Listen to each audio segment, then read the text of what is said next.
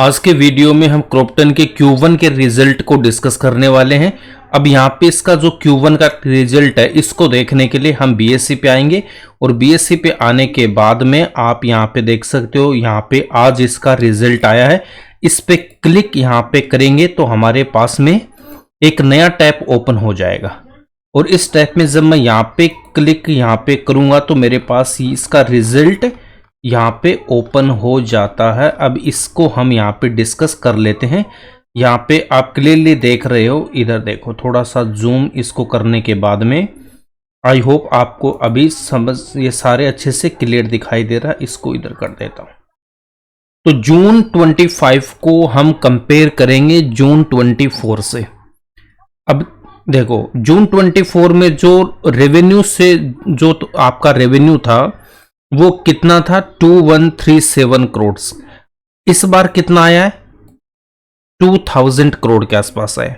तो यहां से रेवेन्यू मेरा डिक्रीज हुआ है, बिल्कुल हुआ है। टोटल इनकम भी आप यहां पे देख सकते हो डिक्रीज हुई है। तो जब देखो रेवेन्यू डिक्रीज हो गया, टोटल इनकम में जब डिक्रीज है, एक्सपेंसेस यहां से कम है। कम क्यों है, यहां पे सेल्स कम हुई है, रेवेन्यू कम है तो एक्सपेंसेस भी कम होगा। देन अगर मैं यहां पे प्रॉफिट की बात करता हूं तो इनकम में से एक्सपेंसेस को माइनस करेंगे तो हमारे पास प्रॉफिट यहां पे निकल के आता है 166 करोड़। बट लास्ट ईयर के सेम क्वार्टर में जो इसका प्रॉफिट था वो कितना था, 203 करोड़, 203 करोड़ था। उसके अगेंस्ट में 166 करोड़ है, तो ये भी डिक्रीज होके आया है। ठीक है, फिर नेट प्रॉफिट को देखने की जरूरत नहीं, वो टैक्स कम ज्यादा यहाँ पे करते हैं। यहाँ पे देख सकते हो ये, अगर मैं यहाँ पे प्रॉफिट बिफोर टैक्स देखता हूँ, ये यहाँ पे डिक्रीज होके आया है। तो इस क्वार्टर का जो रिजल्ट है वो हमारे पास में क्या आया, लास्ट ईयर के सेम क्वार्टर से बेकार आया है।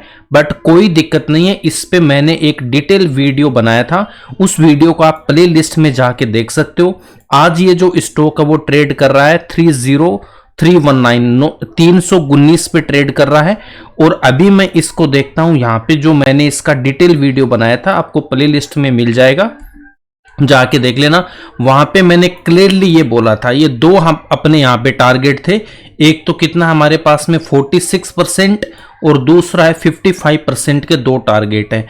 अगर मैं यहाँ पे 1 ईयर के चार्ट पे आता हूं तो मैंने वहां पे डिस्कस किया था कि कल को रिजल्ट यहां से अगर ऊपर जाता है तो कोई दिक्कत नहीं होनी चाहिए। अगर ये थोड़ा डाउन भी आ जाता है तो ये हमारे लिए पूरा का पूरा बाइंग जोन है। तो यहाँ पे आप देख सकते हो, तभी मैं बोलता हूं कि 3% से ज्यादा नहीं लगाना है, 2 से 3 साल का मिनिमम हमें यहाँ पे टाइम देना है। अगर 2 इयर्स में भी 46% गेन आ रहा है तो क्या दिक्कत है, कोई दिक्कत नहीं होनी चाहिए। 23% एक अच्छा रिटर्न होता है और 55% अगर मेरा 2 इयर्स में आ रहा तो भी कोई यहाँ पे दिक्कत नहीं। मान लो 3 साल भी लग रहा है ना, तब भी कोई यहाँ पे प्रॉब्लम नहीं होनी चाहिए। यहाँ पे देखो, एक बात देखो, अगर 2 साल के पीरियड की बात करता हूं तो यहाँ पे अपने पास में 8 क्वार्टर्स आते हैं। तो अगर एक क्वार्टर का रिजल्ट थोड़ा सा खराब आ जाता है तो वो हमारे लिए क्या होती है कि बाइंग अपॉर्चुनिटी होती है। ये ऐसे आपके पास में प्रोडक्ट है जिनका use day to day life में होना ही है। ऐसी कोई इसमें प्रोडक्ट इनके शानदार है, आप इसका डिटेल वीडियो देख लेना।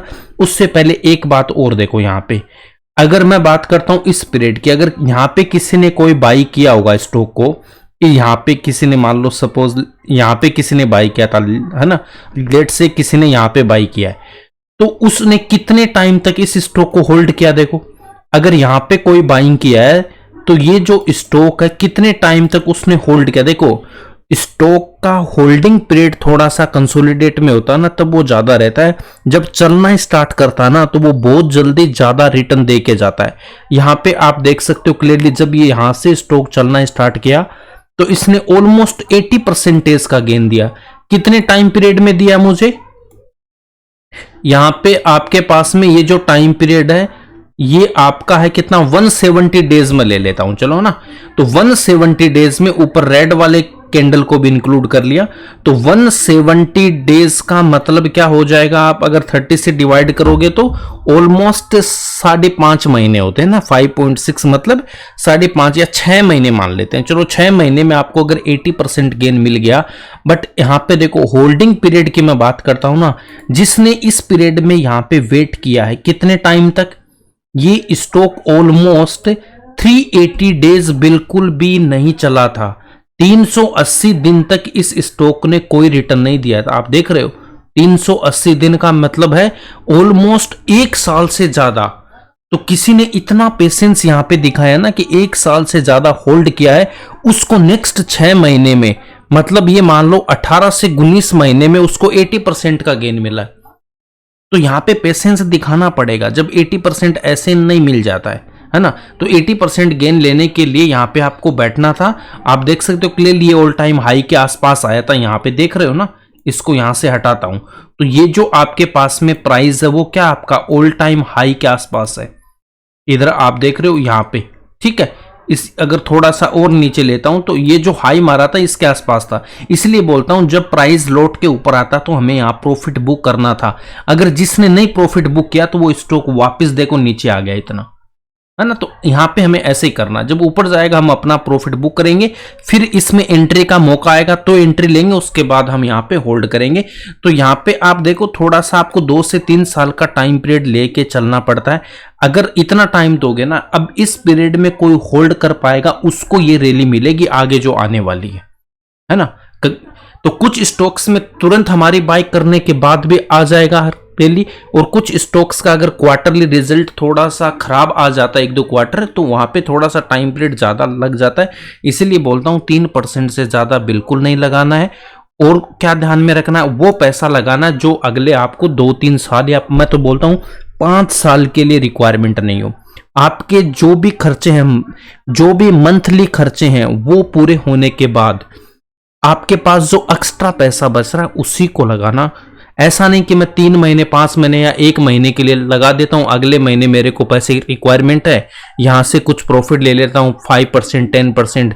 ऐसा बिल्कुल मत करना। हो सकता है 1-2 बार आपको मिल भी जाएगा, बट किसी स्टॉक में फंस गए तो फिर दिक्कत हो जाएगी। और पूरा पैसा कहीं पे भी नहीं लगाना होता है, 3% ही हमें लगाना होता है। ये बात आप ध्यान में रखना ना। तो ये इस पे मेरा व्यू था। वीडियो थोड़ा सा लंबा हो गया बट कोई बात नहीं, आप इसका जो डिटेल वीडियो वो एक बार जाके आप देख लेना, है ना। तो मैं तो इसमें होल्ड कर रहा हूं, कोई दिक्कत नहीं। और नीचे आएगा तो देखेंगे, अगर यहां पे अगर और बॉटम पे मिलेगा तो हम और इसमें पोजीशन बनाएंगे अपने हिसाब से। 3% इसमें 2 से 3% और पैसा डाल देंगे। अगर ये और थोड़ा सा नीचे आ जाता है इस रेंज में, अगर ये फिर से आ जाता ना 280 के आसपास, है ना, तो इस रेंज पे अगर आएगा तो फिर से इसमें हम और बाइंग कर लेंगे, कोई दिक्कत नहीं। नए अकाउंट में नहीं आ रहा, लौट के जा रहा, तो उतना ही जो पोजीशन है उतनी बना के रखनी है, ठीक है। तो ये मेरा इस पे व्यू था। मिलते हैं नेक्स्ट वीडियो में एक नए स्टॉक के साथ। Thanks for watching this video. अगर आप इस चैनल पे फर्स्ट टाइम आए तो प्लीज चैनल को सब्सक्राइब जरूर करना। अगर वीडियो अच्छा लगा तो लाइक करके अपने दोस्तों के साथ भी शेयर जरूर करना है।